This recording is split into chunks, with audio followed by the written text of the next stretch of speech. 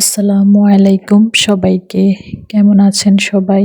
আশা করি সবাই ভালো আছেন, সুস্থ আছেন। আমরাও আলহামদুলিল্লাহ ভালো আছি।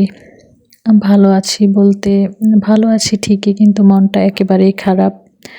কারণ হচ্ছে আজকে আমার আরকি বড় যে চাচী শাশুড়ি আছে উনি আরকি মারা গিয়েছে।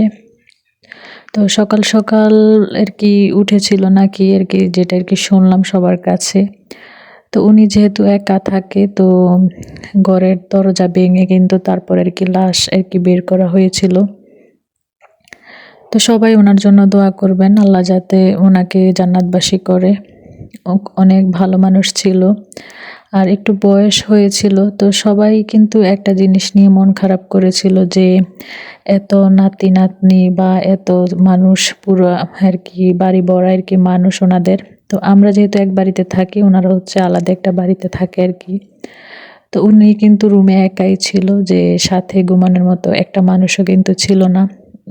তো সকালবেলা যখন আরকি উনার আরকি লাশ বের করা হয়েছিল, তখন কিন্তু কম্বলটা আরকি ভাঁজ করা ছিল। তো সেজন্য আরকি সবাই আরকি ভাবতেছে যে ঘুম থেকে উঠে কিন্তু উনি আরকি কম্বলটাও ভাঁজ করে নিয়েছিল, আর হাতে কিন্তু তসবিহ ছিল। আমাদের আসলে আমার আরকি মাঝে মধ্যেই মনে হয় আসলে জীবনের কোনো মূল্য নেই। কারণ মরে গেলেই কিন্তু সবকিছু আমার কাছে মনে হয় যে শেষ। মানুষ আরকি ভুলে যায়। হয়তো ১ দিন ২ দিন মন খারাপ হয়, মাঝে মধ্যে মনে পড়ে, ওইটাই আরকি। আর আমার তো প্রায়ই একটা জিনিস ভেবে আরকি খারাপ লাগে। কারণ আমি যদি মরে যাই আরকি, আমি বলি আমার হাসব্যান্ডকে যে আমি যদি মরে যাই, তো আমাকে যেন আরকি কুমিল্লা আরকি কবরটা দেয়। যেহেতু আমার বাবার বাড়ি হচ্ছে কুমিল্লা আর আমার শ্বশুর বাড়ি বিক্রমপুর। তো রাস্তাটা কিন্তু অনেক দূর, প্রায় ৭ ঘন্টার রাস্তা। তো আমার আত্মীয়স্বজন তো সবাই আরকি কুমিল্লার, যারা আরকি আমার বাবার বাড়ির। আর আমার শ্বশুর বাড়ি যেহেতু অনেক দূরে, তো মাঝে মধ্যে বলি আমি যদি মরে যাই, আমার কবরটা যে দেখবে আমার আত্মীয়স্বজন, তারও কিন্তু কোনো সুযোগ নেই। আর আমার শ্বশুরবাড়ি যেখানে, এখান থেকে কবরস্থানে আরকি যেতেও মোটামুটি প্রায় ২০-২৫ মিনিটের মতো সময় লাগে, এত দূরে। তো সেইজন্যই মাঝে মধ্যে উনাকে বলি আরকি আমি যদি মরে যাই, আমাকে যেন আরকি কুমিল্লায় আরকি আমাদের বাড়ির পাশে কবরস্থান আছে। তো ওইখানে যাতে আরকি কবর দেয়। তো উনি আবার বলে যে শ্বশুর বাড়িতেই নাকি আরকি মেয়েদের কবর দেওয়া হয়, আর হাসব্যান্ডের সাথেই তো কবর দিবার, কোথায় দিবে? তো ওইটাই আরকি বলে, জানি না কি হয় আরকি মরে গেলে, জানি না। তো এদিক দিয়ে আজকে একটু ব্যস্ত সময় পার করেছিলাম, সেজন্য আরকি রান্না-বান্না পুরাটা বা অন্যান্য কাজ আরকি শেয়ার করতে পারলাম না। সকালবেলা রুটি বানিয়েছিলাম, টমেটো চাটনি করেছিলাম। ওইটা দিয়ে নাস্তা করে তারপর চা আরকি খেয়েছিলাম। তারপর যেহেতু আমার ননদ, তারপর ননাস, ওনাদের হাসব্যান্ড আসছে আরকি। সবাই আরকি খাওয়া-দাওয়া করে নাই, শুধু আরকি ২ জন আরকি খাওয়া-দাওয়া করেছে। তো এখানে আমার হাসব্যান্ড আরকি গরুর মাংস পাঠিয়েছিল। আর একটা আরকি গরুর তিল্লি পাঠিয়েছে, আর এখানে মজকও পাঠিয়েছিল। তো তিল্লি আর মজক আমি ফ্রিজে রেখে দিয়েছি, আর গরুর মাংসগুলো আরকি নতুন আলু দিয়ে রান্না করেছি আরকি। নতুন আলুর মধ্যে যেহেতু একটু ময়লা থাকে, বালি থাকে আরকি, সেজন্য আমি কিন্তু সবসময় নতুন আলু আরকি ধুয়ে রাখি। মানে যাতে করে রান্না করার সময় আরকি কোনো ঝামেলা না হয়। তো এদিক দিয়ে গরুর মাংস রান্না করা শেষ। আর হচ্ছে গরুর মাংসের সাথে একটু মশারির ডাল রান্না করতেছি। যেহেতু একটু ব্যস্ত ছিলাম, তাই সবজি রান্না করার কোনো সময় ছিল না। আর আমি যে নরমাল ফ্রিজে মটরশুঁটিগুলো আরকি রেখেছি, ভাবলাম আরকি এগুলা যদি এভাবে নরমাল ফ্রিজে রাখি, তাহলে কিন্তু এগুলা আরকি শিকড় আরকি গজিয়ে যায়। তো সেজন্য মটরশুঁটিগুলো ভাবছি যে সিদ্ধ করে তারপর হচ্ছে ডিপ ফ্রিজে রেখে দেবো। সেজন্য আরকি সিদ্ধ বসিয়ে দিয়েছি আরেক চুলায়। আর মশারির ডালটাও অফ ক্যামেরায় কিন্তু আমি বাগার দিয়ে নিয়েছি। রসুন, পেঁয়াজ আর একটা শুকনা মরিচ দিয়েছি। আর আমাদের যেহেতু লাইফস্টাইল ব্লগ, তো আমরা তো রান্না-বান্না, কাজকর্ম এগুলা দিয়েই আরকি ভিডিও বানাই। হয়তো কারো কাছে ভালো লাগে, হয়তো কারো কাছে ভালো লাগবে না।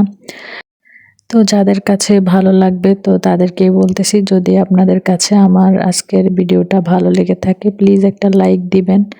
আর আমার চ্যানেলে যদি কেউ আজকে নতুন হয়ে থাকেন, প্লিজ সাবস্ক্রাইব করে আমার পাশেই থেকে যেতে পারেন। আর ইদানিং দেখছি আর কি যে আমার চ্যানেলের মধ্যে সাবস্ক্রাইবার করছে, আবার দেখা যায় যে 2 ঘন্টা 3 ঘন্টা পর আবার আর কি সাবস্ক্রাইবার উঠিয়ে নিয়ে যাচ্ছে।